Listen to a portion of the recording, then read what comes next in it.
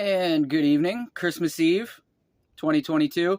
So I just saw someone come back out here for a second time this week, and there's about people actually living out here, just doing the RV thing, and dispersed camping is way cheaper by it.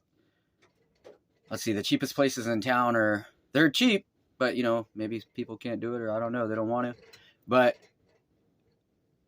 there's about 10 people out here that are actually living out here, in their RVs, nice RVs. And then there's people out here just camping too, a group of about 5 of them. Anyway, that being said, again, on the opposite end of a 20-mile valley, I'm almost to the other end, I'd say about 3/4 down the way.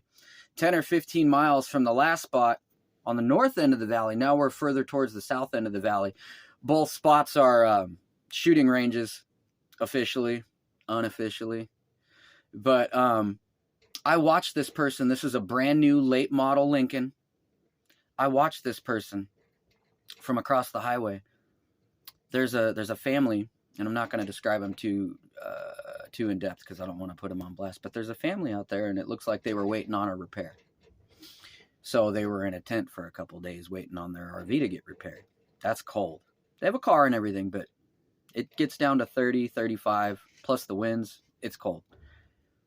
This lady came out the other day in her $70,000+ Lincoln, definitely later model, and comes out and drives around and looks around a little bit, and then goes over to that tent, and the car is gone, and just throws, I don't know, liquid at the tent. That was about 3 days ago. That same person just drove up again and went further up the road. That's what kind of pieces of shit mess with me. But because I'm a man, a single man, nobody fucking cares. If I had a wife and children, I might get a little action taken. But that was to a family. That's a mom, a dad, and at least one child that was relegated to a tent and it's an old RV, but while their RV was getting repaired, or at least that's what it seems like. And this lady comes out in her $70,000 car and throws something at their tent. Soda, water, Gatorade, alcohol, piss, you never know. That is who messes with me on a daily basis, including today. Okay? So it's not just me they do this to. Those people have a nicer car, a nicer, newer car, later model. And pretty sure it's an EV.